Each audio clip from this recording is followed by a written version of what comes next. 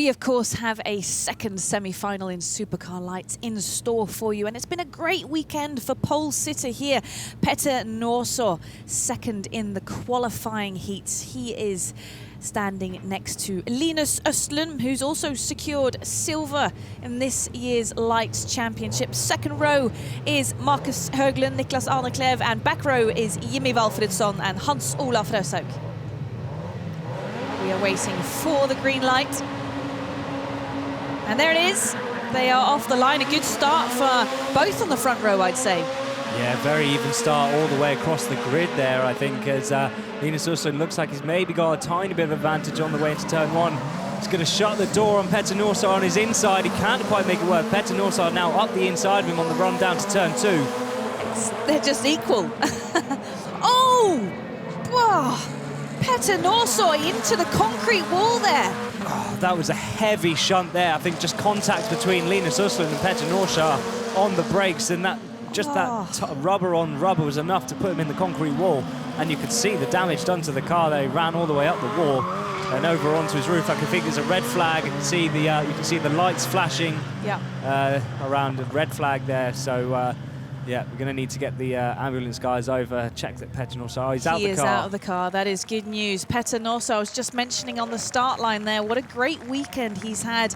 You know, second in the qualifying heats, really doing well, and pole sitter for this second semi-final, and then something like this happens. But this is motorsport. This is rallycross. Yeah, I mean, you always see on posters around tracks. We're going to have a look at the replay now. So Linus is on his inside, and he actually goes a bit later on the brakes than Petter and just touches the back of his car with the front of Petter's car. It's the smallest touch as well, isn't it? It's a tiny one, but of course, once you've made contact, and especially on the wheels that are doing the steering at the same time, it just knocked him a bit into the concrete barrier, and that was enough. And he was kind of lucky in a way that it wasn't a full stop, that he kind of slides along the concrete wall there a little bit. But of course, hugely dramatic from the inside of the car, I'm sure. But, you know, it's always worse if you have a complete stop, like straight away. Yeah, complete stops are, of course, what cause the most injuries, because if your car stops, and of course, your body weight in the car doesn't necessarily stop with it. So you end up, you know, having injuries with the belts and things like that. I think it obviously would have been a heavy impact against the concrete wall, though. Yeah, and if you can look at any positives out of this, it is of course hitting the passenger side of his car, you know, not the driver's side. The biggest impact is happening the furthest away from the driver. And here we see the huge safety that we have around these events, taking care of the drivers in the best possible way. Yeah, although he would have, although of course we saw him get out of the car, and we know he's walking fine, but they still need to check him out in the ambulance to make sure he is okay. Ben Philip, first of all, congratulations. You're the 2019 Supercar Lights champion. Thank you so much. You've had a great year competing with your teammate in Östlund, and yeah, you've finally taken the championship here in Tierp. Yeah, it's been some good fights, and we have it's been a very good season for us in the Nordic series. So yeah, I'm very happy.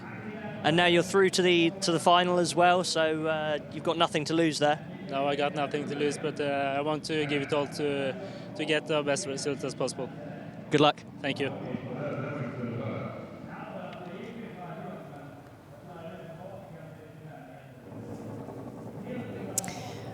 That was championship winner Ben Philip Gundersen, of course, happy after, you know, I'd say last year there was, you know, a lot of good fights with him and Guillaume de Ridder, where de Ridder took the title in the end. So I'm sure Gundersen is happy to seal that win this year. Now, Dan, when we have a pretty big shunt like this out on track, in the middle of, you know, what is a semi-final, what will happen now once they are able to clear everything?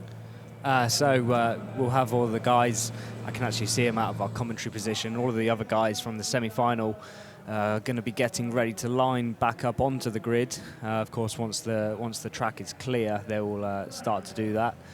And but unfortunately, our pole sitter is not going to be there, so it's going to be a front row of his own for Linus Östlund on the run down into turn one. And yeah, we're going to end up with a 5-car semi. Let's take another look at the replay here. We can see a slow motion picture as they're already rubbing wheels at this point. Linus Östlund got on the brakes and just slightest of touches. A tiny touch, wasn't it? No, I almost thought he was going to go up over the barrier there. You could see scratches from concrete on the bottom of the car as he rolled over. Just tell us how safe are these cars? Yeah, extremely safe. You know, they get checked over by the FIA, and they have, of course, the scrutineering checks at the start of every event to make sure that they meet safety regulations, and you know, a full roll cage, 6-point harnesses, in date, you know, helmets, fireproofs, seat belts, seats. You know, you've got everything you can to make sure you're safe enough. You can see the window net in the car as well. That's in case if you roll over and the window pops out, that your arm doesn't go out with the window. And yeah, there's so much to it. And I mean, the cars themselves are safe, but also the kit that the drivers wear as well. It's become a regulation to wear a frontal head restraint. So in the case of a sudden stop, you don't get that same whiplashing effect on your head. So very unfortunate for Petter Norså. He will be going no further today after what has been a fantastic weekend for him. But safety first, he is okay. And I'd say that they've done a good job clearing this now, and we will be able to run that second Supercar Lights semi-final shortly. And it's like you said, Dan, looking down at the grid here, it's a lonesome Linus Östlund on the front row there. I'm sure he'll be pleased of that, though, of course, having the upper hand now on the run into turn 1 by not having Norså on his inside. There are a total of 14 points left up to grab, and the gap between him and Ben Philip is 15 points, meaning that Ben Philip, as we've mentioned a couple of times, already secured the championship, and Linus has secured second place. But they all want to win, of course, this final race. So let's see what they can do now in the semi-final. Waiting for that green light. And they are off the line. Looks like a good start there for Linus Östlund. But of course, being hunted down by the likes of Arne-Clev, Höglund, Fröshaug and Valfridsson. An army of yellow cars out there as well, a little bit of drama in the back, but of course nothing like we just saw for Petter Norså. And it's like we've seen, Linus Östlund out in front, and I think there's so many yellow cars, it's hard to tell which one's which. Is that Höglund up behind him? So Höglund being run by Team Fahren, and yeah, he's having an impressive job this weekend. I know that he's got a big event this weekend for him, with lots of his sponsored guests coming to take a look at this event and watch him here and have the hospitality in the Team Fahren tent. So he's going to be looking to put in a good result. Yeah, we have Höglund there, who was 6th after the qualifying heats. Putting in a good weekend, Höglund. But Linus, I'm sure, is very happy to secure second in the Lights Championship. He's had 3 podiums this season and a win at Finnskog earlier on this year.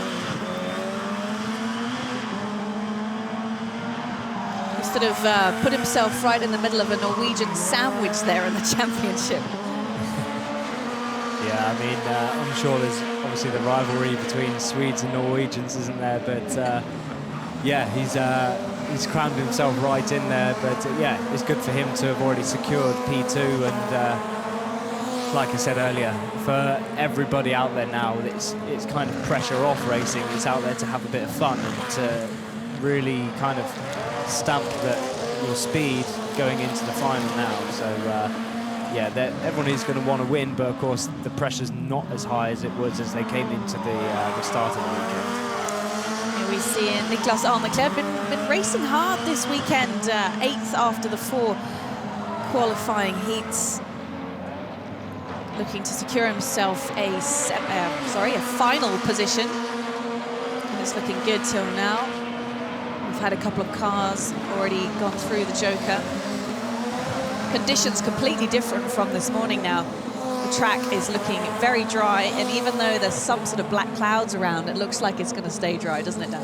Yeah, I mean, we've actually can see glimmers of blue sky out there as well, which we haven't seen yet today at all. It's actually been quite a dull day.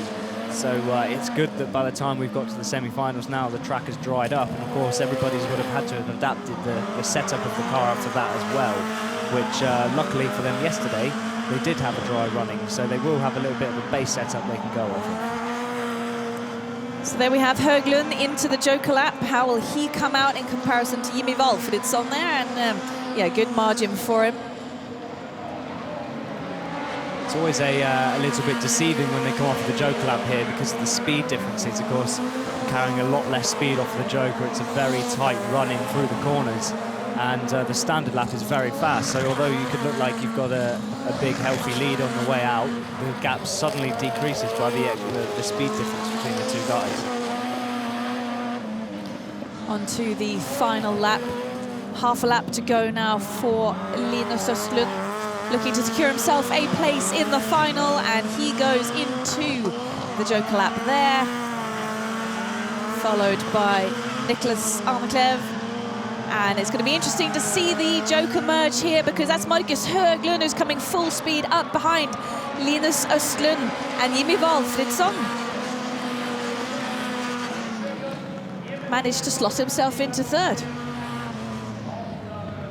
Yeah, it's a big time difference for the Joker lap here, roughly 6 seconds or so, 5 or 6 seconds. So you don't think he's going to be in third until that final lap because the gap is so big.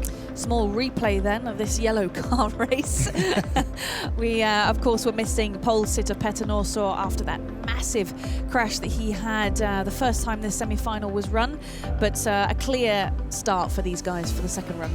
Yeah, very sensible from them all this time around, not to, of course, interlock and put any of them over. The last thing they want to be doing is going into the off-season having had a big shunt, and that just plays on your mind as well when you're in the winter time and stuff like that happens. And here we see a great merge of the Joker lap. Linus Östlund out there in front, securing himself front row next to Sondre Evjen for the final. That's going to be interesting. So here are the results of the second semi-final. For Supercar Lights, Linus Östlund wins in front of Marcus Höglund and Jimmy Valfridsson.